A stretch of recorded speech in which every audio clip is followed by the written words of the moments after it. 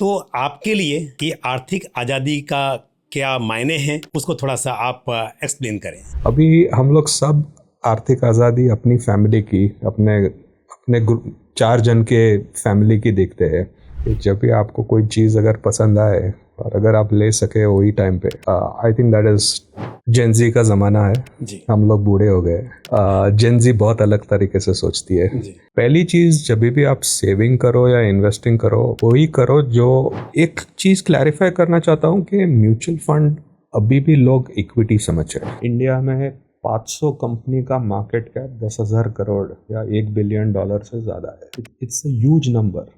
हम लोग दुनिया में नंबर, आपने पुष्पा पिक्चर देखा रहे जी। और वो क्या बोलता है कि नहीं, मेरे को 5,000 का वेज नहीं चाहिए, मेरे को 3, 5, 10 साल तक नहीं रुक सकते, तो मत घुसिएगा, क्योंकि फिर आपको। पर एक आदमी ने वो फ्लैट लिया है 50 लाख में और दूसरे आदमी ने लिया है 2 करोड़ पे। फ्लैट एग्जैक्टली सेम है, पर आपकी पूरा फाइनेंस सेक्टर जो एक टाइम पे खाली आपको 3-4 प्राइवेट बैंक के सिवाय दूसरा कुछ नहीं दिख रहा था, अभी ऑल ऑफ अ सडन आपके पास remain invested in any of these themes, या तो buy one fund which has all these themes. एक आपने जो प्लान बनाया है वो चलने दीजिए, जितना लंबा वो प्लान चलेगा और उतने जल्दी आपको।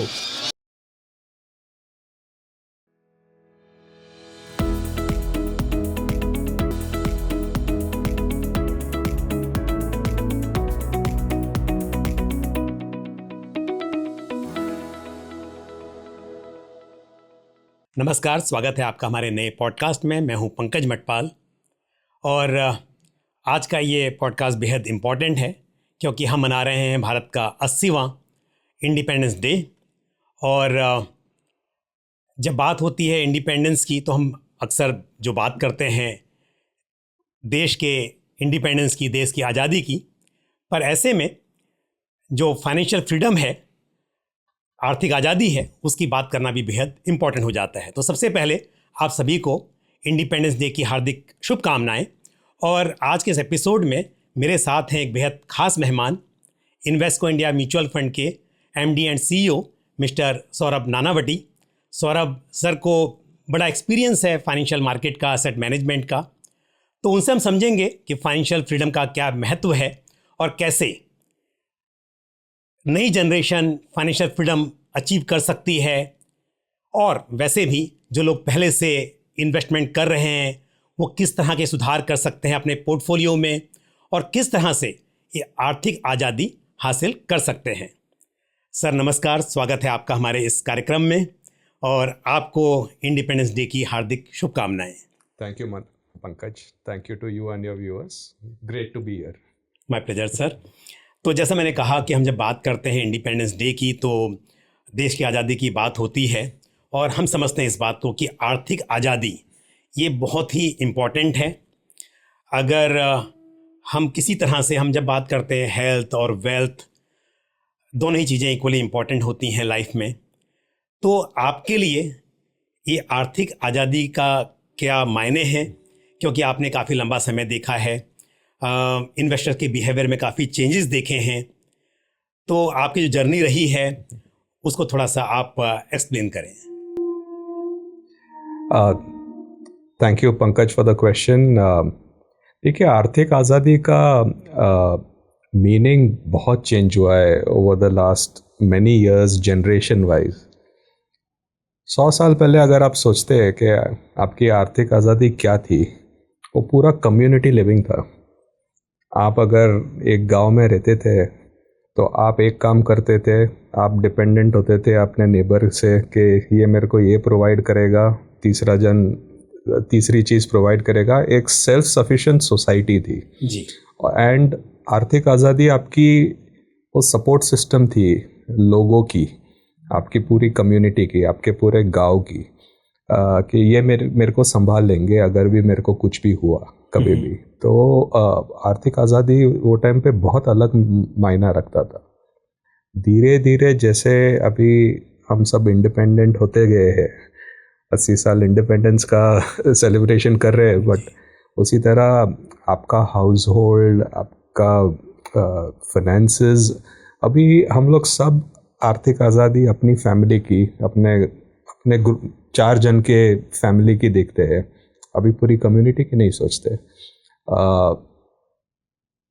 टाइम बदलते जा रहा है और उसी तरह ये आर्थिक आज़ादी का मीनिंग भी बदलते जा रहा है। इन अ सिंपलिस्टिक फैशन मेरे हिसाब से आर्थिक आज़ादी वो है कि जब भी आपको कोई चीज़ अगर पसंद आए और अगर आप ले सके वही टाइम पे, और उसका आपको रिग्रेट ना हो कि मैंने ये थोड़ी ज़्यादा महंगी चीज़ ले ली, मेरे को मेरे फाइनेंसिस पे कोई फ़र्क नहीं पड़ने वाला है, and I can enjoy what I want to. I think that is financial freedom according to be. अभी उसके ऊपर नंबर लगाना मुश्किल है कि रिटायरमेंट के बाद आपको 10 करोड़ चाहिए, 20 करोड़ चाहिए, 40 करोड़ चाहिए। वो आपकी लाइफस्टाइल के ऊपर है और आप किससे खुश रहेंगे। पर ट्रू आर्थिक आज़ादी वो होएगी कि आपको जो मन में आए आप तभी वो कर सके और दूसरा कुछ सोचे ना। सो in one sentence I would say that. सही कहा सर। एक्चुअली मैं इसको रिलेट कर सकता हूँ क्योंकि मैंने भी वो सब समय देखा है कि जब किसी रेस्टोरेंट्स में जाते थे और वो मेन्यू में पहले राइट हैंड साइड में देखते थे कि प्राइस क्या है, उसके बाद में उस डिश का ऑर्डर करना है कि नहीं करना है। तो मेरे हिसाब से अगर आप उससे बाहर निकल गए कि जो मन कर रहा है वो खा सकते हो, जो पहनने का मन कर रहा है वो पहन सकते हो, तो एटलीस्ट वो एक इंडिपेंडेंस है। बाकी जैसे आपने कहा कि कितना बड़ा नंबर होना चाहिए, 100 करोड़ भी किसी के लिए शायद कम हो और किसी के लिए 1 करोड़ रुपया जुटाना भी बहुत बड़ी बात हो और वो भी काफ़ी हो, पर एटलीस्ट जो आप खाना चाहते हैं, जो पहनना चाहते हैं, उतने के लिए आपको प्राइस ना देखना पड़े, तो बहुत बड़ी बात है। लेकिन सर देखिए, देश काफ़ी तरक्की कर रहा है, हमने काफ़ी यहाँ पर चीज़ें इम्प्रूव होते हुए देखी हैं। एक समय था जब इंडिया एक सेवर्स की कंट्री थी, पैसा बचाना लोग समझते थे, लेकिन पैसा बचाकर कहाँ इन्वेस्ट करना है वो नहीं पता था, और सिर्फ पैसा शायद ये था कि पैसा बचाकर वो घर में ही रखा हुआ है। फिर बात आई कि ट्रेडिशनल जो प्रोडक्ट्स हैं, थोड़ा सोने में निवेश कर लिया, थोड़ा आपने जो भी प्रॉपर्टी में कर लिया, बैंक अकाउंट में पैसा रखा, तो वहाँ तक था। उसके बाद में हम आए कैपिटल मार्केट और डिफरेंट तरह के प्रोडक्ट्स में। लेकिन आज भी मुझे लगता है कि काफ़ी स्कोप है कि जितने हमारे पास में अपॉर्चुनिटीज़ हैं, ग्लोबली इंडिया को एक अच्छी अपॉर्चुनिटी के रूप में देखा जाता है, फिर भी इंडियंस आज भी शायद उस बात का पूरा फ़ायदा नहीं उठा पा रहे हैं। तो आपका जो एक्सपीरियंस रहा है इन्वेस्टमेंट को लेकर, कि सेव किया पैसा और उसको सिर्फ घर में रखना या बैंक्स में रखना या फिर थोड़े जो ट्रेडिशनल प्रोडक्ट्स हैं और वहाँ से कैपिटल मार्केट में पैसा आना, उसमें किस तरह का इम्प्रूवमेंट देखा जा रहा है? पंकज, जेनजी का ज़माना है जी। हम लोग बूढ़े हो गए। जेनजी बहुत अलग तरीके से सोचती है जी। और उनको अंडर एस्टिमेट नहीं करना चाहिए। तो let me give a very simple example. आप अपना करियर चालू करते हो and you need to do this step by step. पहली चीज़, जब भी आप सेविंग करो या इन्वेस्टिंग करो, वही करो जो आपको मन में सुकून दे। अगर वो मन में सुकून नहीं आ रहा है, अगर आपकी रात की नींद हराम हो रही है, तो मत करिएगा। वो रिस्क लेने का कोई मायना नहीं है। अगर आप इन्वेस्ट करते हो और फिर आपको वही चीज़ आपको रोज़ ट्रैक करनी पड़ती है, रोज़ देखना पड़ता है और आपको टेंशन उससे होता है, तो उसका वो इन्वेस्टमेंट का कोई फ़ायदा नहीं है। तो आप जिधर भी पहले इन्वेस्ट करो, अपना रिस्क प्रोफाइल देख के जिधर आपको मन का सुकून मिले, वो पहली चीज़ एज अ रूल होनी चाहिए। The second most important rule, आमदनी अठन्नी खर्चा रुपया। अगर आप सेव कर सकते हो, great. If you are living within your means, that's the first principle. और फिर जो भी एक्सेस है वो आप इन्वेस्ट करिए। कभी भी बोरो करके इन्वेस्ट मत कर। तो वेरी सिंपल रूल, कभी भी बोरो करके, जब भी मैं सुनता हूँ कि लोग पर्सनल लोन लेके मार्केट में लगा रहे हैं, तो there is nothing more dangerous than that. first save and then basically invest. So that's the second most important rule. I think third important rule, start early. तो जितना जल्दी आप चालू कर सको सेविंग, इन्वेस्टिंग, उतने आपकी जर्नी ज़्यादा स्मूथ रहेगी, उतने जल्दी आप अपने गोल को पा सकोगे।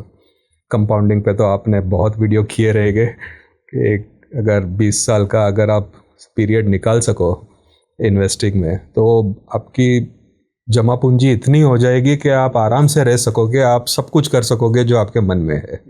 तो जितना जल्दी चालू करेंगे उतना वो आप जल्दी अचीव हो जाएगा और उतना जल्दी आपको फाइनेंशियल फ्रीडम आ जाएगा।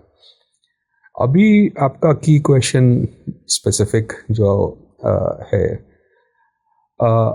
आई थिंक पहले लोग सेविंग करते थे और एक माध्यम होता था कि बैंक में गए, बैंक में अकाउंट में पैसे जमा कर रहे, फिर बैंक का रिलेशनशिप मैनेजर या मैनेजर ने आपको बोला कि एक एफडी खोल दीजिए और आप खोल देंगे, आप अपना पेपर वर्क करके उधर के उधर कर देंगे। अगर वो टाइम पे आपको कैपिटल मार्केट में इन्वेस्ट करना था तो आपको दिमाग में आता था कि अरे मेरे को इधर जाना पड़ेगा, इसकी ऑफिस में इतना पेपर वर्क वापस करना पड़ेगा, इस तरह से मेरे को ऑर्डर डालना पड़ेगा। 10 साल पहले ये काफ़ी कम्बरसम प्रोसेस थी जी। टेक्नोलॉजी से अभी क्या हो गया है कि आप 3 क्लिक में इन्वेस्ट कर सकते हैं, बहुत ईज हो गया है। और इसीलिए ये पूरा जेनजी का बिहेवियर अभी चेंज हो रहा है, क्योंकि उनके पास ऑप्शन है, वो एग्जैक्टली 30 सेकंड में इन्वेस्ट कर सकते हैं। तो वो डेटा देखते हैं, वो मार्केट देखते हैं और फिर वो लोग इन्वेस्ट करते हैं।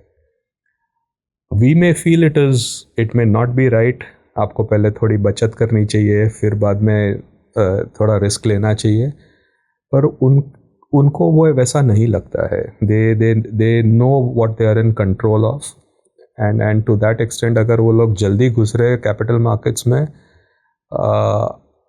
एज लॉन्ग एज एजुकेट होके बराबर तरीके से घुस रहे हैं, बहुत अच्छी बात है। अगर वो लोग एफएनओ ट्रेडिंग में घुस रहे हैं तो बहुत तकलीफ वाली बात है। अगर वो लोग बिटकॉइन ट्रेडिंग में घुस रहे हैं तो बहुत तकलीफ वाली बात है। So to that extent I think वो लोग they are far more informed. Convenience है, अभी आप आधे सेकंड, आधे मिनट में, 1 मिनट में आपका पूरा ट्रांजैक्शन पूरा हो जाएगा। उनके पास वो सहूलियत है और इसीलिए उनकी एंट्री कैपिटल मार्केट्स में बढ़ते जाने वाली है। पर कैपिटल मार्केट्स में भी एक बराबर तरीके से करें और लंबे पीरियड के लिए करें, that will give them far better results than thinking about short term trading. Sir, आपने जो बात की अभी, इसमें 2 सवाल मेरे मन में हैं। एक पहला ये, आपने कहा कि आपको रिस्क उतना ही लेना चाहिए कि आप आराम से सो सकें। अगर आपको कुछ करके नींद नहीं आ रही है तो फिर वो इन्वेस्टमेंट आपके लिए सही नहीं है। दूसरी बात, अभी आपने कहा कि अब चीज़ें बहुत बदल गई हैं, इंफॉर्मेशन अवेलेबल है और सोच समझ के इन्वेस्ट करना चाहिए। तो मेरा सवाल ये है, अगर इन्वेस्टर सिर्फ ये सोचे कि मेरे लिए तो भाई पोस्ट ऑफिस मेरे बाजू में है, घर के पास में है, बैंक मेरे घर के पास में है और मुझे रिस्क भी वहाँ पर दिखाई नहीं देता है, मैं उसमें ही इन्वेस्ट करूँ, तो शायद कैपिटल तो आपकी प्रोटेक्ट रहेगी, उसके चांसेस हैं, लेकिन बात है इन्फ्लेशन की। तो फिर इन्फ्लेशन को कैसे बीट करेंगे, वो बड़ा एक इम्पॉर्टेंट फैक्टर है। अग्रीड। दूसरी बात, क्या हम इसे ऐसे कह सकते हैं, जो अभी आपने कहा कि अब क्योंकि बहुत सारे बदलाव हो गए हैं, तो आप ये मत सोचिए कि सिर्फ आपको क्योंकि रिस्क नहीं लेना है या आपको कैपिटल मार्केट में रिस्क लगता है और इसके लिए आप सिर्फ वही कीजिए जो ट्रेडिशनल प्रोडक्ट आप कर रहे थे। तो ट्रेडिशनल प्रोडक्ट्स की जगह पे आप सोच समझकर इंफॉर्मेशन के साथ में प्रोफेशनल्स की मदद लेकर, और आपको भी कुछ तो ऐसा करना पड़ेगा जिससे आप इन्फ्लेशन को बीट कर सकें। तो जो हमने ये जो सुधार देखा है कैपिटल मार्केट में, आज देखिए, आपको ऐसा नहीं कि शेयर्स डायरेक्टली बाई करने हैं, आप म्यूचुअल फंड के थ्रू, पीएमएस के थ्रू, एसआईएफ, एआईएफ, बहुत सारे प्रोफेशनल तरीके हैं कैपिटल मार्केट में पार्टिसिपेट करने के। और म्यूचुअल फंड की बात की जाए तो वो तो सबसे आसान तरीका है, छोटे से अमाउंट से स्टार्ट कर सकते हैं। तो अगर किसी नए निवेशक को आर्थिक आज़ादी पाने के लिए, क्योंकि हम जानते हैं इन्फ्लेशन और टैक्स 2 ऐसी चीज़ें हैं, उनका ख्याल रखना ज़रूरी है। उन दोनों के बाद, यानी इन्फ्लेशन को बीट करने के बाद, टैक्स पे करने के बाद मेरे हाथ में कितना पैसा बच रहा है, उससे से मेरी आज़ादी संभव हो पाएगी। तो इसके लिए इन्वेस्टर्स को, यदि हम नए इन्वेस्टर्स की बात तो कर ही रहे हैं, बट मैं मिलेनियल की बात भी करूं, इवन जेन एक्स की बात करूं, हमारी जनरेशन के जो लोग हैं उनमें भी बहुत सारे लोग हैं जिन्होंने आज तक भी पूरा इन्वेस्टमेंट ट्रेडिशनल प्रोडक्ट में रखा हुआ है। तो उन्हें किस तरह से शुरुआत करनी चाहिए, किस तरह से भरोसा करना चाहिए, एटलीस्ट सेबी के ऊपर भरोसा करके, म्यूचुअल फंड हाउसेस जिस तरह से काम कर रहे हैं, उनका जो तरीका होता है विद इन रेगुलेशन काम करने का, उन पर भरोसा करके कैपिटल मार्केट में थोड़े से सही लेकिन पार्टिसिपेट करने की कोशिश करनी चाहिए। नहीं, पंकज, आपने बहुत सारे अच्छे मुद्दे उठाए हैं। There are multiple parts to it. I think पहली बात ये कि ट्रेडिशनल सोर्सेज जो थे, banks, gold, property, post office, उनकी अहमियत क्या है? उनकी अभी भी अहमियत है। उनके पास भी बहुत पैसा है, बहुत आता है। मे बी अभी मीडिया में जिस तरह से प्रेजेंट होता है कि रिलेटिव बेसिस पे म्यूचुअल फंड का दबदबा थोड़ा बढ़ रहा है, थोड़ा इंटरेस्ट बढ़ रहा है, थोड़ा मोमेंटम ज़्यादा है, पर ऐसी बात नहीं है कि ये सब जगह पर पैसे नहीं है। ये सब जगह पर बहुत पैसे है। एक्चुअली डिस्प्रपोर्शनेट अमाउंट अभी भी उधर है। जितना होना चाहिए उससे काफ़ी कम पैसा अभी भी मार्केट्स में लगा है। बहुत ज़्यादा allocation property, gold, fixed deposits, post office में अभी भी है। अभी उधर इन्वेस्ट करके कोई गलत नहीं है, पर उधर आपको इन्फ्लेशन बीटिंग रिटर्न्स नहीं मिलेंगे। आपको क्या मिलेगा? आपको मन की शांति मिलेगी, आपको फिक्स रेट ऑफ रिटर्न मिल जाएगा बैंक फिक्स डिपॉजिट और पोस्ट ऑफिस में, और आप वो 120% यूज़ कर सकते हैं कि आपके जो एक बेयर मिनिमम एक्सपेंसेस हो, वो उतना पैसा आप उधर रख के आप शांति से जिए, कि आपको जब भी अगर इमरजेंसी की ज़रूरत है उधर से आप निकाल सकते हैं तुरंत, और आपको कोई उसमें ज़्यादा तकलीफ नहीं होएगी। अभी बात रही कैपिटल मार्केट्स में आने की, और उसमें आपने म्यूचुअल फंड की बात की। एक चीज़ क्लैरिफाई करना चाहता हूँ कि म्यूचुअल फंड अभी भी लोग इक्विटी समझ रहे हैं। बहुत ज़रूरी है समझना कि म्यूचुअल फंड एक व्हीकल है।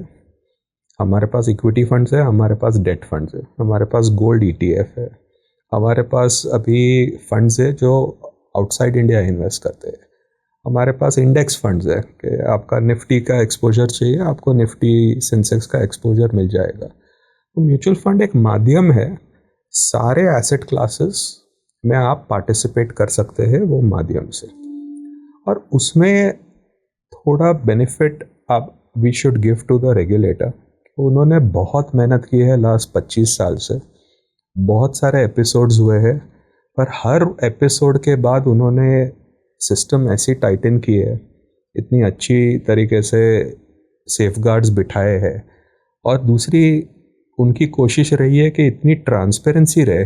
अभी हमारे सारे पोर्टफोलियोज ट्रांसपेरेंट है, हर महीने तो फैक्ट शीट में आते हैं, पर डेट का पोर्टफोलियो अगर आपको चाहिए तो हर दूसरे दिन आपको वेबसाइट पे पूरा का पूरा मिल जाता है। तो किसी को भी अगर पैसा लगाते हैं और उनको ट्रैक करना है कि हम किधर पैसा डाल रहे हैं, उनको मालूम रहता है। आप कोई भी ग्लोबल कंट्री में जाइए, उधर most of the times fact sheet में टॉप 10 होल्डिंग्स ही दिखाते हैं। हम अपने सारे होल्डिंग्स इंडिया में दिखाते हैं, क्योंकि उस लेवल की ट्रांसपेरेंसी है, रेगुलेटर ने बिठाई है। अभी इससे क्या हो रहा है कि लोगों को कॉन्फिडेंस आ रहा है। जब भी कोई भी चीज़ ट्रांसपेरेंट हो तो लोगों की कॉन्फिडेंस बढ़ती है, और फिर उनका पार्टिसिपेशन बढ़ता है। और इसीलिए जो लास्ट 5 साल 10 साल में जो मूव हुआ है कि हमको जिधर हम ओवर इन्वेस्टेड थे उधर से थोड़ा अभी कैपिटल मार्केट्स में जाए, बेटर रिटर्न्स मिले, हमको इन्फ्लेशन बीटिंग रिटर्न्स मिले, मेरे हिसाब से वो मूवमेंट चालू है। अभी आप बोलोगे कि किधर तक ये जा सकता है, तो म्यूचुअल फंड इंडस्ट्री का यूनिक इन्वेस्टर्स का काउंट 6 करोड़ है।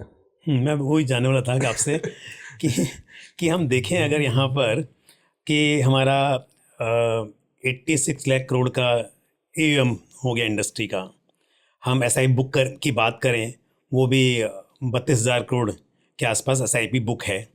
तो ग्रोथ तो काफ़ी हुई है, पिछले 10 साल में देखें तो बहुत अच्छी ग्रोथ हुई है। पर जो अभी आप कह रहे थे कि हमारा जो इंडिविजुअल जो इन्वेस्टर काउंट है, वो मुझे लगता है कि अगर हम 150 करोड़ की पॉपुलेशन की बात करें, सामने बहुत छोटा है। और कैपिटल मार्केट में इन्वेस्टर्स को लाने के लिए म्यूचुअल फंड ने काफ़ी बड़ा रोल प्ले किया है। तो ये जो गैप है काफ़ी बड़ा, इसको आप कैसे देखते हैं और कैसे एड्रेस किया जा सकता है? पंकज, 150 करोड़ का पॉपुलेशन है, पर टू थिंक के सारे 150 करोड़ मार्केट में उतरेंगे पॉसिबल नहीं बिल्कुल। है। 150 करोड़ में से क्या 20 करोड़ 25 करोड़ आ सकते हैं कैपिटल मार्केट में? मेरे हिसाब से नेक्स्ट 5 से 10 साल में होना ही चाहिए। अभी अपॉर्चुनिटी क्या है? आपने जैसे बोला कि हमारा डिक्लेयर्ड नंबर 6 करोड़ इन्वेस्टर का है, पर मेरे हिसाब से एक्चुअली वो नंबर 4 करोड़ ही है, क्योंकि काफ़ी इन्वेस्टर्स ने बहुत छोटा पैसा लगाया है और वो फोलियो खाली खुले पड़े हैं, 1 रुपया 100 रुपया अमाउंट लेके। तो कुछ भी मीनिंगफुल अमाउंट अभी भी उसमें नहीं है और वो बढ़ेगा। तो इन अ वे द अपॉर्चुनिटी मैं जो देख रहा हूँ कि अभी भी 4 करोड़ इन्वेस्टर है और ये 4 का 20 हो सकता है, होना ही है। वो कितने जल्दी टाइम में होए वो की क्वेश्चन है। जैसे ये मूवमेंट होते जा रहा है, आप साइड बाय साइड देश की प्रगति भी देख रहे हैं, क्योंकि अल्टीमेटली ये पैसा जा रहा है कैपिटल मार्केट में और फिर वो जा रहा है उद्योग के लिए। तो जैसे वो आदमी इन्वेस्ट करता है, भले इक्विटी में दे, डेट में दे, किधर भी दे, डायरेक्ट इन्वेस्ट करे या म्यूचुअल फंड के थ्रू इन्वेस्ट करे, अल्टीमेटली जा किधर रहा है? अपना इंफ्रास्ट्रक्चर बिल्ड करने में, अपनी फैक्ट्रीज बिल्ड करने में, अपनी कंपनीज बिल्ड करने में। अभी आप बदलाव देखिए लास्ट 5 साल में। एग्जैक्टली 2020 में as a mutual fund house हम लोग 200 कंपनी फॉलो करते थे और पूरी बाजार 200 कंपनी की थी। आज वो बाजार 600 कंपनी की हो गई है। इंडिया में 500 कंपनी का मार्केट कैप 10,000 करोड़ या $1 बिलियन से ज़्यादा है। It's a huge number. हम लोग दुनिया में नंबर 3 है। अपने से आगे खाली यूएस और जापान में 500 कंपनी से ज़्यादा $1 बिलियन मार्केट कैप या 10,000 करोड़ मार्केट कैप से ज़्यादा है। तो आप इसको डिसरिगार्ड नहीं कर सकते। बहुत बड़ी मार्केट है। 24 सेक्टर बनाते हैं इंडेक्स को। तो ऐसा नहीं है कि हमारे पास एक ही इंडस्ट्री है। हमारे पास मैन्युफैक्चरिंग है, हमारे पास सीमेंट इंडस्ट्री है, आईटी है, 24 इंडस्ट्री है अलग अलग। तो अपना देश बहुत बड़ा है और ये जो पूरा पैसे का मूवमेंट हो रहा है एकदम लॉजिकल है और अच्छी जगह जा रहा है, क्योंकि उससे अपने देश की प्रगति होएगी। अभी बात क्या है इन्वेस्टर की कि आई डोंट नो, एक आपको किस्सा सुनाता हूँ कि वो आपने पुष्पा पिक्चर देखा रहे जी। पुष्पा में वो क्या बोलता है? तो उसका मालिक बोलता है कि 1 लाख के ऊपर मैं आप देखो 5,000 का वेज दूंगा। और वो क्या बोलता है कि नहीं, मेरे को 5,000 का वेज नहीं चाहिए, मेरे को 4% चाहिए। तो वो हंसने लगता है कि तेरी गणित बहुत खराब है, 4% क्यों बोल रहा है, 4,000 होंगे। तो बोला नहीं, फर्क है, ये 4% स्टेक है मेरा, ये फिक्स्ड अमाउंट नहीं है। अगर मैं 1 करोड़ का काम करूंगा तो मेरे को 4 लाख मिलेंगे, 4,000 नहीं मिलेगा। तो ये बात समझनी बहुत ज़रूरी है। और मेरे हिसाब से अपने जेन जी बोले कि जेन एक्स बोले कि मिलेनियल बोले, ये अभी समझ रहे हैं कि अगर आपको पार्टनरशिप करनी है और उसमें पार्टिसिपेट करना है तो वो कैपिटल मार्केट के थ्रू होएगा, वो आपको आपके ट्रेडिशनल सेविंग्स में नहीं होएगा। ये आपने बड़ा अच्छा रेफरेंस दिया। एक्चुअली बहुत ही इंपॉर्टेंट है ये बात को समझना कि हम एक तरफ ऐसा तो अच्छा लगता है कि फिक्स अमाउंट मिल रहा है, गारंटीड, एश्योर्ड, लेकिन जब हम देखते हैं कि हमारा उसमें स्टेक है, तो अगर ग्रोथ होगी तो अपना ऑटोमेटिकली इनकम बढ़ेगी, अपना शेयर बढ़ेगा। सर एक बात मुझे समझना ज़रूरी था कि आपने जैसा कहा कि स्टार्ट अर्ली, इन्वेस्ट रेगुलरली, लंबे समय में कंपाउंडिंग का फ़ायदा मिलेगा। पर हम बात करें बिहेवियर की, इन्वेस्टर्स के बिहेवियर की, बिकॉज इमोशंस इन्वेस्टमेंट में आ जाते हैं और उसकी वजह से कई बार इन्वेस्टर्स को नुकसान भी उठाना पड़ता है। तो जल्दी शुरू तो कर देते हैं या कर देंगे, लेकिन जब तक इस बात में थोड़ा इम्प्रूवमेंट नहीं आएगा तो शायद थोड़ा मुश्किल होगा कि जो फाइनेंशियल फ्रीडम है वो अचीव करें। और हम बात करें आज स्पेशली फाइनेंशियल फ्रीडम अचीव करने की। इन्वेस्टर्स कई बार देखा जाता है कि मार्केट की तेज़ी देखकर इन्वेस्ट करते हैं, चाहे वो इक्विटी मार्केट की हो या गोल्ड सिल्वर की हो। तेज़ी देखकर उसमें एंट्री करते हैं, थोड़े समय में जब देखते हैं कि वहाँ पर गिरावट आई तो एग्जिट कर जाते हैं। इस बात को आप कैसे देखते हैं, क्या करना चाहिए? और दूसरी बात एक और मुझे आपसे पूछना था कि हम जब रिस्क की बात करते हैं तो इक्विटी मार्केट में उतार चढ़ाव या वॉलेटिलिटी ये एक नेचर है। इसको हम रिस्क कहें या इसको नेचर कहें मार्केट का, क्योंकि गिरावट है तो तेज़ी भी आती है, लेकिन इन्वेस्टर्स कई बार गिरावट में अपना लॉस बुक कर लेते हैं और जो टेम्परेरी एक गिरावट थी उसे परमानेंट लॉस में कन्वर्ट कर लेते हैं। तो शायद मैंने आपसे 2 सवाल पूछ लिए साथ में, तो एक एक करके आप मुझे दोनों का जवाब दीजिए। एक तो बात ये कि जी बिहेवियर की वजह से एंट्री और एग्जिट हो जाता है, और दूसरी बात वो वॉलेटिलिटी या उतार चढ़ाव को रिस्क समझ बैठते हैं। तो इसे इन्वेस्टर्स को कैसे समझना चाहिए? नहीं, आई थिंक सिंपल इक्वेशन है IQ और EQ, राइट। आप जब भी इन्वेस्ट करते हैं आप बहुत एनालाइज करते हैं, या तो आप किसी की मदद लेते हैं डिस्ट्रीब्यूटर की। मैं हमेशा बोलूँगा कि कोई भी आपका डिस्ट्रीब्यूटर या फाइनेंशियल एडवाइज़र की मदद ज़रूर ले, क्योंकि उनका सबसे बड़ा इम्पोर्टेंस वो क्राइसिस टाइम पे ही आता है, जब भी करेक्शन आता है, कि वो आपको राइट एडवाइस करके आपका बिहेवियर कंट्रोल करे। बहुत ज़रूरी है। नहीं तो जैसे आपने बोला, आप गलत टाइम पे घुसते हो और फिर आप उतने ही जल्दी निकलते हो। कोई भी चीज़ from an investment standpoint, any asset class, honestly don't look at it from at least a 3 year perspective से नीचे देखना ही नहीं चाहिए। अगर आप 3, 5, 10 साल तक नहीं रुक सकते तो मत घुसिएगा, क्योंकि फिर आपको दुख होएगा कि मैं गलत टाइम पे घुसा, गलत टाइम पे निकला। ह्यूमन बिहेवियर की बात है। पर अगर जैसे टाइम बीतता जाता है आपका वॉलेटिलिटी रिस्क कम हो जाता है और आपका chances of getting positive return just increase dramatically.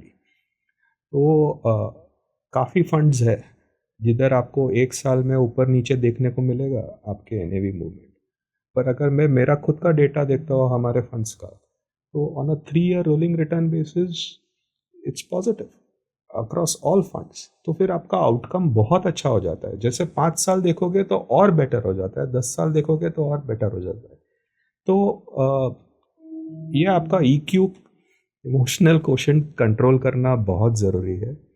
It is always tested when the markets fall, और if the markets remain in a band for 2-3 years, और आपको बहुत ऐसा लगेगा कि अरे बहुत टाइम गया, मेरे को कुछ रिटर्न नहीं मिला, और फिर नेक्स्ट 2 साल में आपके सारे रिटर्न छूट जाते हैं, निकल आते हैं। तो ये फेजेस है, और यही एडवाइस एज फाइनेंशियल एडवाइजर्स आपको देनी चाहिए इन्वेस्टर्स को। इसीलिए इन्वेस्टर्स को फाइनेंशियल एडवाइज़र के साथ रखना चाहिए, या तो अगर वो खुद कर रहे हैं तो घर में दूसरे 2-3 जन के साथ डिस्कस कीजिए, और take that support from each other. If you are a husband wife, discuss it with your wife, so that जब भी टाइम खराब आता है आपको वो कोई चाहिए जो आपको बोले कि भाई रुक जा, जल्दी में वो पैसे निकाल मत, नुकसान में पैसे निकाल मत। सही बात कह रहे हैं आप। और अगर आप गोल बेस्ड इन्वेस्टिंग करेंगे, जो आपने भी कहा कि ऐसे में कोई तो कहे कि रुक जाए, अगर वो गोल हो आपका एक, आपको पता है कि गोल अचीव नहीं हुआ है तो मुझे यहाँ पर इन्वेस्टेड रहना है, तो शायद आप डेफिनेटली अपने इमोशंस को कंट्रोल कर पाएंगे।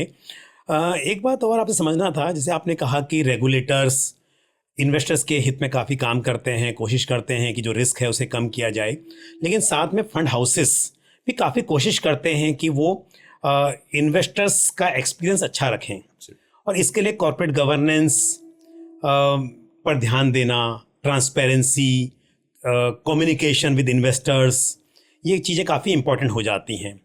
तो as a fund house Invesco mutual fund इन सब चीज़ों के लिए कितना सीरियस है? क्योंकि हम बात कर रहे हैं यहाँ पर कि इन्वेस्टर्स का भरोसा नहीं होता है, और एक बात इन्वेस्टर को हम बोलते हैं निवेशक। तो निवेशक में आता है शक। तो निवेशक शक करता है सामने वाले के ऊपर कि पता नहीं ये अपने लिए कर रहा है कि मेरे लिए कर रहा है। तो फंड हाउस निवेशकों के लिए कि उनका जो शक है उसे दूर करने के लिए किस तरह के काम करता है? नहीं पंकज, रिस्पॉन्सिबिलिटी सबकी है। रेगुलेटर ने तो रूल्स बना दिए हैं, बहुत ट्रांसपेरेंट रूल्स बना दिए हैं, but it is equally important for fund houses हमारे जैसे कि we follow it in letter and spirit.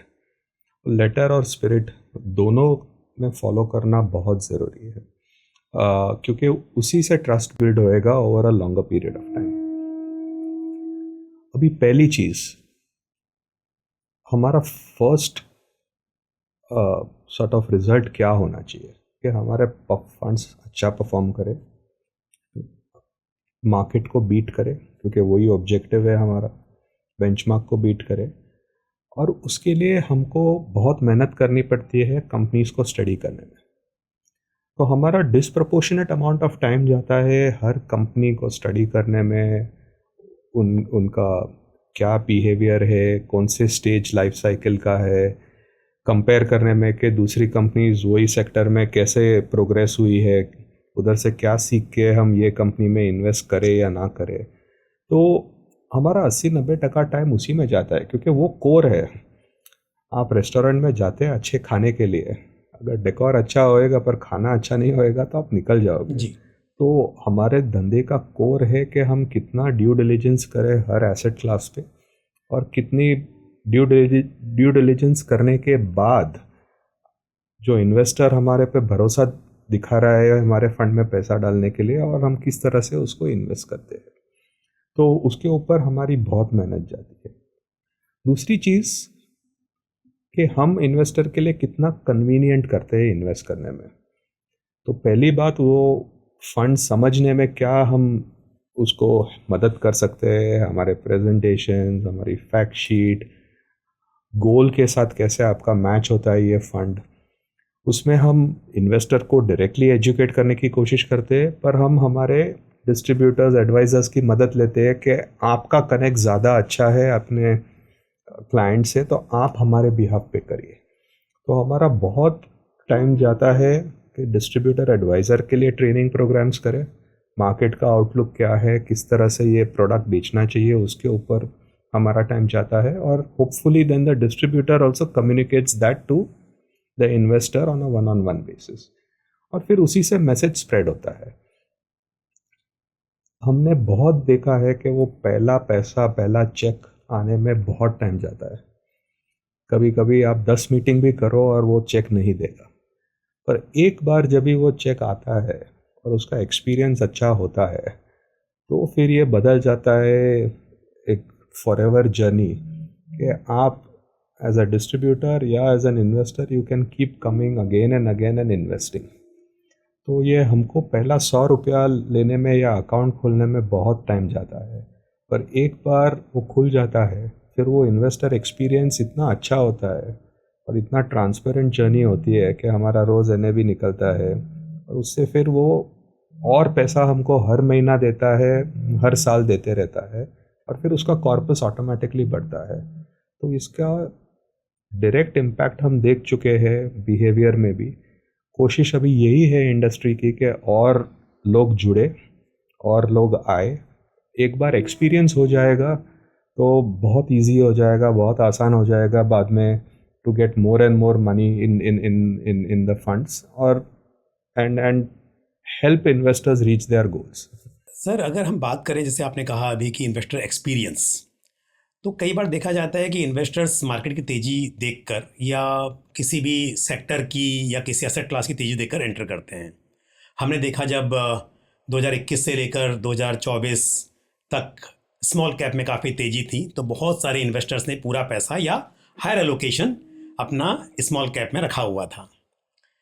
इसी तरह देखा गया कि जब सिल्वर में तेज़ी थी तो सिल्वर में लोगों ने बहुत पैसा इन्वेस्ट करना शुरू कर दिया। जिन्होंने पहले कभी नहीं किया था उन्होंने भी वहाँ पर एंट्री की, और जब गिरावट देखी गई, चाहे स्मॉल कैप की मैंने बात की या फिर गोल्ड सिल्वर की हम बात करें, तो इन्वेस्टर का एक्सपीरियंस ख़राब हो गया। अब यहाँ पर एक बात तो हम जानते हैं कि हर एसेट क्लास में साइकिल होती है, वो कभी अच्छा करेगा कभी उतना अच्छा नहीं करेगा। पर आपने अगर एंट्री लो लेवल्स पे की है तो गिरावट के बाद भी आपका नुकसान नहीं हुआ होगा, तो आपका एक्सपीरियंस ना ख़राब नहीं होगा। बट तेज़ी में ही एंट्री की थी तो एक्सपीरियंस बहुत ख़राब होगा। तो इन्वेस्टर्स ऐसा क्या करें, किस तरह से करें कि उनका एक्सपीरियंस अच्छा रहे, चाहे वो बात हो डाइवर्सिफिकेशन की, एसेट एलोकेशन की, तो किस तरह से उन्हें ये तय करना चाहिए कि कैसे वो इन्वेस्टमेंट की शुरुआत करें, और कौन सी गलतियां आप देखते हैं कि इन्वेस्टर्स करते हैं other than this entry exit में इमोशंस जो आ जाते हैं, जो उन्हें नहीं करना चाहिए। पंकज, एकदम आपने एकदम करेक्ट बात छेड़ी। एंड इसीलिए एक प्रिंसिपल, मेरा पर्सनल प्रिंसिपल है लाइफ में, इन्वेस्टिंग में भी, कि बहुत टाइम एंट्री प्राइस बहुत अहमियत रखती है। आप क्या प्राइस पे एंटर करते हो बहुत अहमियत रखती है। आपके पास एक फ्लैट है, फ्लैट का व्यू बहुत अच्छा है, या तो बीच मतलब सी दिख रहा है कि माउंटेन व्यू दिख रहा है, तो आप बहुत खुश है। पर एक आदमी ने वो फ्लैट लिया है 50 लाख में, और दूसरे आदमी ने लिया है 2 करोड़ पे। अभी उन दोनों का एक्सपीरियंस बहुत अलग रहेगा। वो अगर 2 करोड़ वाला अगर 190 होएगा तो वो बहुत दुखी होएगा, पर वो 50 लाख वाला अभी भी बहुत खुश है। फ्लैट सेम है, फ्लैट एग्जैक्टली सेम है, पर आपकी एंट्री प्राइस की बहुत अहमियत है। और इसीलिए इन्वेस्टिंग में हम वही बोलते हैं कि डिवर्सिफाइड पोर्टफोलियो रखिए, क्योंकि आपको मालूम नहीं है कि ये टॉप है कि ये बॉटम है। आपको जर्नी करनी है, आपको पार्टिसिपेट करते रहना है। अच्छी तरह डाइवर्सिफाइड रहिए। अगर 4-5 एसेट क्लास ले लेते हैं और उसमें बराबर से आप डिवर्सिफाई करके आपके फाइनेंशियल एडवाइज़र की मदद लेके स्प्लिट करते हैं, चांसेस रहेंगे कि कुछ ना कुछ आपका हर टाइम पे चलते रहेगा, और वो सपोर्ट करते रहेगा जो चल नहीं रहा है वो टाइम पे। जैसे आपके साइकिल्स पूरी होती है 3 साल, 5 साल, 10 साल में, तो वर्चुअली आप देखोगे कि हर एसेट क्लास में आपको अच्छे रिटर्न्स मिलेंगे। तो आपने जैसे गोल्ड की बात की, 6 महीना में आप देखोगे तो गोल्ड 20% नीचे है, पर अगर 1 साल देखोगे तो अभी भी आपको 50% रिटर्न मिला है, 70% रिटर्न मिला है गोल्ड में। तो नज़रिया है कि आप कभी घुसे बस और आप कभी उसको मेजर कर रहे हैं। तो इसीलिए पर्सनली फॉर मी, मैं जब खुद इन्वेस्ट करता हूँ, मेरे लिए एंट्री लेवल बहुत इंपॉर्टेंट है, क्योंकि अगर एंट्री लेवल अच्छा हो जाता है ना, तो आपको बहुत कंफर्ट रहता है और आपको बहुत टाइम मिलता है कि to let this play out. अगर आप कोई भी चीज़ में जो बहुत वो टाइम पे एकदम टॉक ऑफ द टाउन है और उसी में इन्वेस्ट करते हो, अगर करेक्शन आया तो फिर आपको थोड़े साल तकलीफ आएगी। अभी वो टाइम पे आपको क्या डटे रहना है।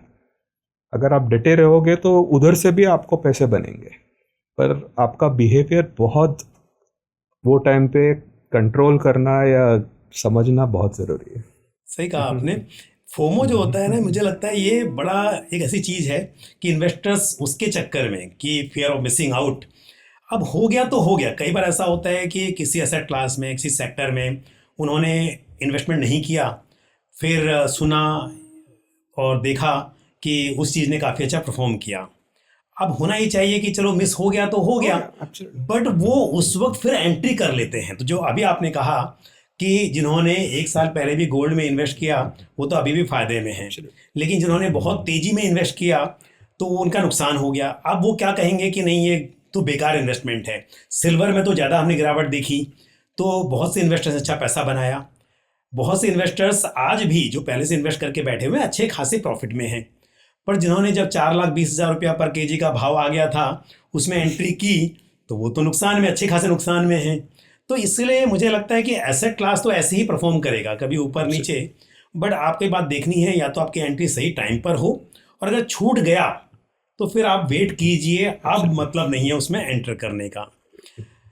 तो सर एक बात और समझना चाहूँगा आपसे, क्योंकि हमारा देश काफ़ी तरक्की कर रहा है, आर्थिक रूप से काफ़ी मजबूत हो रहा है, हमने जो पुराना समय देखा है उसके मुकाबले हम बहुत आगे आ गए हैं। पर अगले 1 दशक की बात की जाए तो कौन सी थीम, कौन से सेक्टर्स आपके हिसाब से ऐसे रहेंगे जो कि और भी आर्थिक आज़ादी दिलाने में, आर्थिक मजबूती के लिए इम्पोर्टेंट होंगे? तीन चार सेक्टर्स थीम्स दिमाग में आ रहे हैं at this point of time. देखिए, इंडिया एक एग्रीकल्चरल इकोनॉमी है। अभी भी 50% अपना वर्क पॉपुलेशन एग्रीकल्चर रिलेटेड में एम्प्लॉयड है। और दूसरी जगह जिधर हमने अब काफ़ी अच्छा किया, सर्विसेज सेक्टर में किया। मैन्युफैक्चरिंग हम भूल गए किधर ना किधर, तो वो फेज़ एक मिस हो गया हमारे से। और उसमें अभी कोशिश जारी है कि हम वो उसमें कैचअप वापस कर ले, क्योंकि हमने देखा कि हमारे नेबरिंग कंट्रीज़, चाइना देख लीजिए, ताइवान, कोरिया, जिन्होंने मैन्युफैक्चरिंग पे फोकस किया, उनका बेस अपने से काफ़ी बड़ा है। एंड उनकी इम्पोर्टेंस भी, डिस्पाइट बीइंग स्मॉलर कंट्रीज़, काफ़ी आर्थिक तरीके से आगे निकल गए हैं। मैन्युफैक्चरिंग एज अ थीम बहुत अच्छी है। कोई भी कंपनी मैन्युफैक्चरिंग में घुसे, आपके पास इंडिया में ही डिमांड इतनी है कि आपको प्रॉब्लम नहीं होएगा। तो this theme will play out over the next 10-15 year period in India, क्योंकि स्कार्सिटी वैल्यू है, कमी है। आपकी डिमांड पूरी आपकी कंट्री में पूरी हो जाएगी, पर अगर आप थोड़ा भी कंपेटिटिवली मैनेज करें आपकी मैन्युफैक्चरिंग फैसिलिटी, तो आपको एक्सपोर्ट्स का भी बहुत बड़ा स्कोप है। तो as a theme I would say manufacturing is an extremely strong theme. एक और थीम जो हमको अच्छी लगती है, हेल्थ केयर। पॉपुलेशन तो अपनी सबसे दुनिया में नंबर 1 है, पर हेल्थ केयर फैसिलिटीज़ उतनी नहीं है। आज की तारीख में अगर आप यूके में देखें तो 2 लाख हॉस्पिटल बेड्स है। हमारे पास उतने बेड्स नहीं है, हॉस्पिटल बेड्स। तो हॉस्पिटल्स में की भी सारी कंपनीज जो लिस्टेड हुई है वो एक्सपैंड करते जा रही है। देखिए, अगर आप बीमार पड़ोगे तो आप जाओगे डॉक्टर को देखने, हॉस्पिटल को में आपका चेकअप कराने। उसमें आपको वो टाइम पे अगर वॉर चल रही है या कुछ भी चल रहा है, आपको करना पड़ेगा। तो वो एक ऑन गोइंग थीम है। तो जिस तरह से वो उसमें कैपेसिटी बढ़ते जा रही है हॉस्पिटल्स की, लोग इंश्योरेंस लेके जा रहे हैं अपने ट्रीटमेंट के लिए, हेल्थ आपकी ख़राब होती है, आपको डायबिटीज़ जल्दी आ रहा है, आप मेडिसिन ले रहे हैं, तो वो थीम एक थोड़ी एवर लास्टिंग थीम है। तीसरी थीम, प्रीमियमाइजेशन। हर चीज़ में it's a natural human tendency कि मेरे को एक चीज़ आगे लेनी है। मेरे पास ये फ़ोन है, मेरे को इससे महंगा वाला फ़ोन बेहतर है। मैं ये शर्ट पहन रहा हूँ, अभी मेरा नेक्स्ट स्टेप है मैं इसे बड़ी वाली ब्रांड लूँ। मेरे पास ये गाड़ी है, मेरे को अभी गाड़ी से एसयूवी पे मूव होना है। तो it's a natural human tendency, और वो भी एक growing economy like India, young economy में और भी होएगा। तो कोई भी सेक्टर में जिधर भी आप प्रीमियमाइजेशन थीम देखोगे, वो अच्छा चल रहा है। लास्ट काफ़ी सालों से वो, if you see the companies are performing extremely well, कि सब लोग को वो चाहत है कि मैं एक स्टेप आगे जाऊँ। और तीसरी चीज़, अपने ही सेक्टर में फाइनेंशियलाइजेशन में देखिए, तो 5 साल पहले आपके पास मार्केट्स में खाली बैंक्स थे, अभी आपके पास प्राइवेट बैंक्स है, पर आपके पास पीएसयू बैंक्स है। पीएसयू बैंक्स ने भी अच्छा टर्न अराउंड किया है।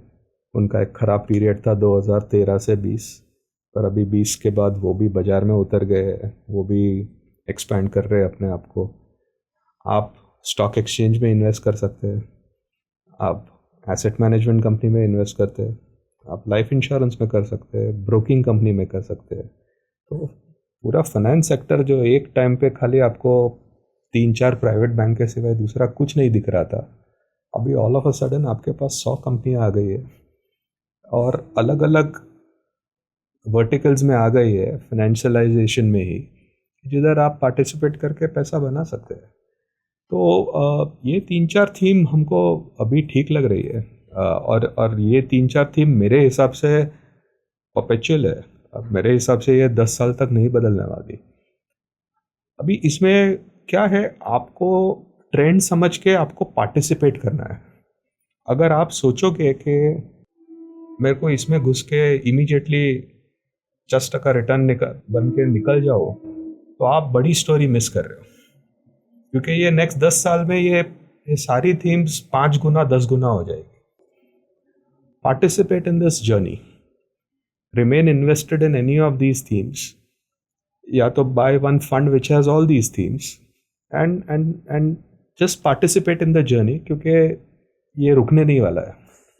सर, आपने कभी बात कही कि मतलब ये जो थीम्स हैं लॉन्ग टर्म की हैं, तो एक सवाल मेरे मन में उठ रहा है कि हम अगर जेंजी की बात करें तो अधिकतर मतलब या तो जेंजी जो है उन्होंने अभी भी काम शुरू किया, ज़्यादा बड़ा एक्सपीरियंस तो किसी का भी नहीं है, लेकिन उनमें से काफ़ी लोग हैं अच्छा पैसा कमा रहे हैं, क्योंकि आज की तारीख में देखा जाए तो शुरुआत अच्छी हो रही हैं। जिस तरह की शुरुआत हमने की थी उसके मुकाबले अभी काफ़ी बेहतर शुरुआत होती है करियर की उनकी, और यंग हैं, लंबे समय के लिए इन्वेस्ट कर सकते हैं, पर थोड़ा सा बिहेवियर में चेंज भी है। पर अच्छा ये है कि उनके पास में बहुत सारे रिसोर्सेज टूल्स अवेलेबल हैं, चाहे हम ईज ऑफ ट्रांजेक्शन की बात करें या इन्फॉर्मेशन की बात करें, तो सब कुछ आसानी से होता है। इसको देखते हुए, और क्योंकि आपके घर में भी जेंजी हैं, तो जिस तरह से आप अपने घर में बच्चों को एडवाइस देते हैं इसको लेकर, अगर ऐसे मैं पूछूं आपसे कि हमारे व्यूअर जो स्पेशली जेंजीज हैं उनको एडवाइस देनी हो इन्वेस्टमेंट को लेकर, क्योंकि आपने वैसे बहुत सारी बातें बताई, आपने ये भी बताया कि कहाँ पर अपॉर्चुनिटीज़ हैं, किस तरह से इन्वेस्टमेंट करना चाहिए, बट बहुत ही पर्सनल जिस तरह से आप बच्चों को एडवाइस देते हैं, उस तरह से अगर जेंजी को एडवाइस देनी हो इन्वेस्टमेंट को लेकर, तो किस तरह की एडवाइस होगी? नहीं, आपके गोल्स डिफाइन करिए, और गोल्स के हिसाब से फिर आप किसी की मदद लेके, या तो आप अपना खुद का रिसर्च करके आपका एक डिवर्सिफाइड पोर्टफोलियो बनाइए। जितना जल्दी डिवर्सिफाइड पोर्टफोलियो बनेगा उतना अच्छा रहेगा। मैं डिवर्सिफाइड पोर्टफोलियो जब भी बोलता हूँ उसमें सबकी जगह है। उसमें आपको अपना लाइफ का इंश्योरेंस भी लेना है, आपका हेल्थ का इंश्योरेंस भी लेना है, आपको थोड़े बैंक में सेविंग्स में भी रखना है पैसा, और फिर कैपिटल मार्केट्स में अलॉट करना है कि इक्विटी में डालूँ, डेट में डालूँ, किधर डालूँ। और एक लास्ट बकेट है रियल एसेट्स, जो आपको मिलता है गोल्ड और प्रॉपर्टी में।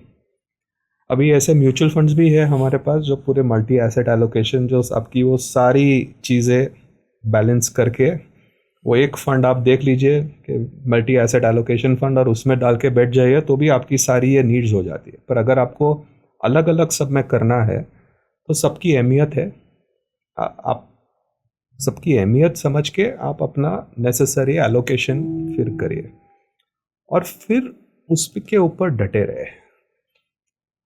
उसके ऊपर आप हर दिन हर साल अगर चेंज बहुत ड्रामेटिकली करते रहोगे तो आप अपना गोल कभी अचीव नहीं कर सकेंगे। अगर हर साल आपके एडवाइज़र के साथ बैठ के कि इधर क्या माइनर चेंज प्लस माइनस करना है, ये ज़्यादा चल गया तो अभी मैं इधर ज़्यादा मेरा एलोकेशन बढ़ा दूँ या कम करूँ, माइनर ट्वीक्स एक बार कर ले, बहुत हो गया। चलने दीजिए, फिर एक आपने जो प्लान बनाया है वो चलने दीजिए। जितना लंबा वो प्लान चलेगा उतना जल्दी आप अपने गोल्स को रीच करोगे, और उतने जल्दी आपको अपना फाइनेंशियल फ्रीडम मिलेगा। रीबैलेंसिंग इंपॉर्टेंट है, रिव्यू इंपॉर्टेंट है, लेकिन वो बार बार एक स्कीम में निकल गए, दूसरे में चले गए, वो करेंगे, एक थीम से निकले दूसरे में गए, तो शायद वो अचीव नहीं हो पाएगा। ये बात समझना बहुत ही इम्पॉर्टेंट है। सर, अभी आपने बात की असेट एलोकेशन की, एक चीज़ बड़ी इंपॉर्टेंट है। पहले कई बार इन्वेस्टर्स रियल एस्टेट में इन्वेस्ट नहीं कर पाते थे क्योंकि बड़ी कैपिटल चाहिए होती थी उसके लिए। तो गोल्ड में तो अब तो खैर हम गोल्ड ईटीएफ और gold mutual funds, sovereign gold bonds के थ्रू भी इन्वेस्ट कर सकते हैं, पर पहले भी अगर उन्हें ज्वेलर से भी बाई करना है तो छोटी मात्रा में बाई कर सकते थे। पर रियल एस्टेट ऐसा एक एसेट क्लास था जहाँ पर आपको बड़ी पूंजी चाहिए थी। बट अब जो रीट्स इनविट्स के थ्रू आप पार्टिसिपेट कर सकते हैं, और म्यूचुअल फंड्स जैसे भी आपने बात की मल्टी एसेट एलोकेशन फंड की, तो वहाँ पर equity, debt, gold, silver, REITs, InvITs सभी के लिए जगह होती है। तो मुझे लगता है आज की तारीख में अगर म्यूचुअल फंड के जरिए ही आप मल्टीपल एसेट क्लासेस में पार्टिसिपेट करना चाहें तो उससे भी सब कुछ हो सकता है। पर जो आपने कहा कि इन्वेस्टर्स के पास पेशेंस होना चाहिए और सही जानकारी के साथ में इन्वेस्ट करें और थोड़ा पेशेंस रखें तो सब कुछ अचीव हो सकता है। तो मेरे हिसाब से सर आपने आज बहुत ही अच्छी अच्छी बातें बताई, मतलब मार्केट के बारे में भी, एसेट क्लास के बारे में भी, इन्वेस्टर बिहेवियर के बारे में भी, और ये चर्चा काफ़ी इम्पोर्टेंट रही। आपने समय निकाला और मुझे उम्मीद है इसी तरह से फिर से हमारे इन्वेस्टर्स के लिए आप इस तरह समय निकालते रहेंगे। आपका बहुत बहुत धन्यवाद। Thank you very much sir. तो आज सौरभ सर से हमने चर्चा की और मुझे उम्मीद है ये जो भी हमने बातें की ये बहुत ही इम्पोर्टेंट थी, और हमने क्योंकि शुरुआत ही की थी फाइनेंशियल फ्रीडम कैसे अचीव किया जाए। जब हम देश का 80वां इंडिपेंडेंस डे मना रहे हैं तो हम चाहते हैं कि एवरी इंडिविजुअल हमारे देश में फाइनेंशियल फ्रीडम अचीव करे, ये जो आज़ादी है, आर्थिक आज़ादी, उसे महसूस करे। और अगर इन बातों पर हम ध्यान रखेंगे तो मुझे उम्मीद है कि ये जो गोल है, ये जो लक्ष्य है, ये बिल्कुल अचीव हो पाएगा। तो इसी के साथ मैं इस कार्यक्रम को यहीं समाप्त करूंगा। आपके कोई भी सवाल या सुझाव हो तो आप कमेंट बॉक्स में पोस्ट कर सकते हैं। इसी के साथ मुझे दीजिए इजाज़त। अगले एपिसोड में फिर किसी इंपॉर्टेंट टॉपिक के साथ आपसे मुलाकात होगी। धन्यवाद। म्यूचुअल फंड निवेश बाजार जोखिमों के अधीन है। योजना से जुड़े सभी दस्तावेजों को ध्यानपूर्वक पढ़ें।